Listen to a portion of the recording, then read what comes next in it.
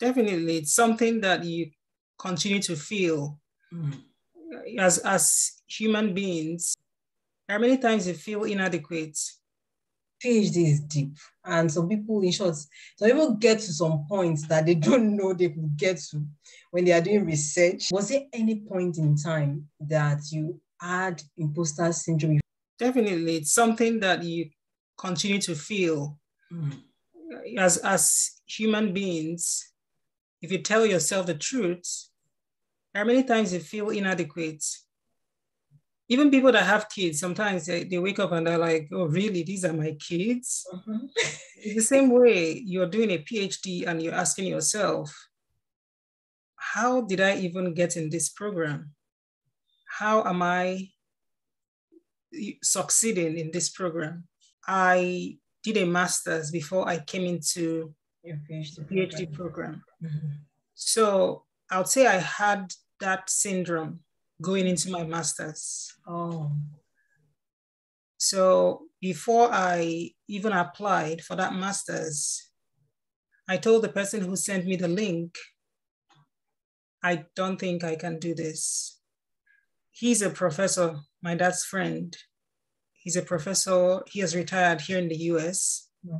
He sent me 10 schools, a list of schools that have graduate programs in chemistry.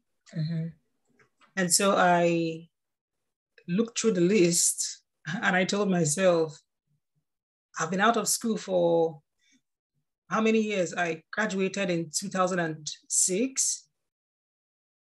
Wow. I had worked and my work was not at that time core chemistry. I had done some quality control. I had done some little paint engineering at the time. And then I was doing marketing of industrial chemicals, which had little to do with chemistry. Yes, I was a product support person, but, and again, I was telling myself, chemistry in Nigeria must be different from chemistry in the US. I know, right? And I also think back on the way we were taught by my professors in my Nigerian university. Okay. Overall, my experience was that they were not there to teach you to learn.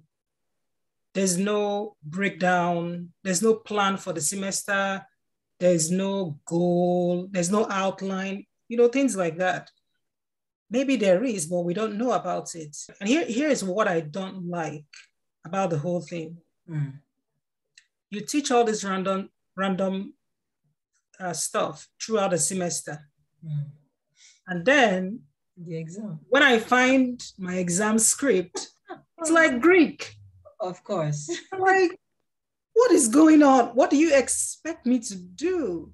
Like, what was the point of this whole learning if my exam looks nothing like the whole thing? I'm like, are you setting me up for failure?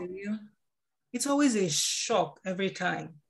So with that kind of education system, I felt underqualified to study here.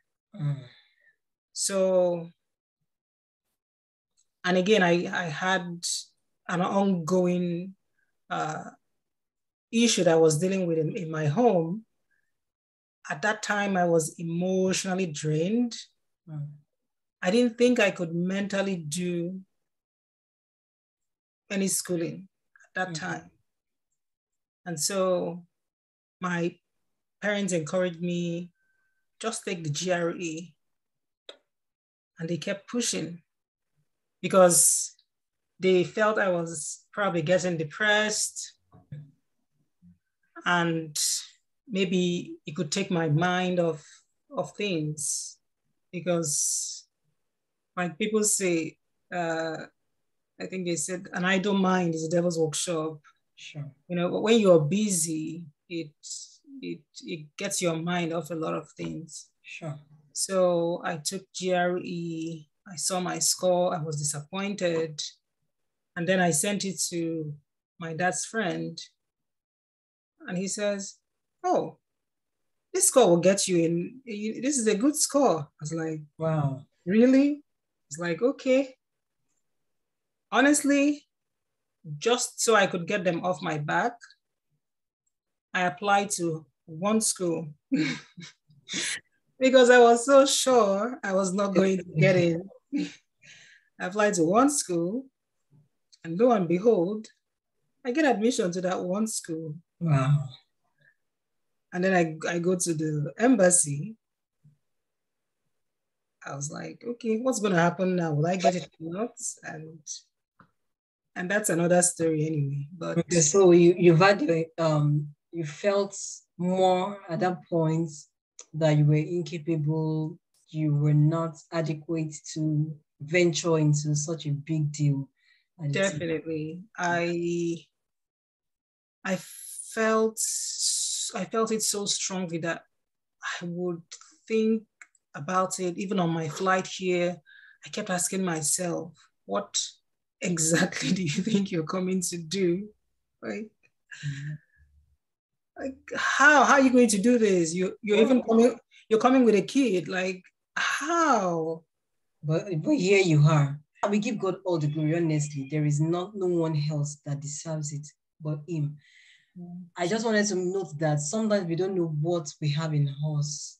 And until we are able to be vulnerable, to kind of let ourselves out, to make our mistakes, to see what we can do, we don't really know how much we have, how much we can do. Someone says, well, I will not run because I can't win. If you don't run, you won't even know if you're capable of winning in the first place. So you cannot conclude that you can't win, and so you will not run. So your PhD, you were more confident now because you've had... I was more confident because my master's period was spent trying to stand on my shaky feet. I had a lot of catching up to do. I had a lot of catching up to do, but I was willing to put in the work. Good. So I would say my master's program was a good preparation for me. That being said, it doesn't mean that I became qualified to do a PhD. It just means that was just also a preparation period. God reminding me that you can do this. Good. And let me say this again. When I started that master's program, I did not see an end. I didn't know what was next for me. I didn't plan to do a PhD. I know. At the time I left Nigeria, my goal was to do a master's. Okay.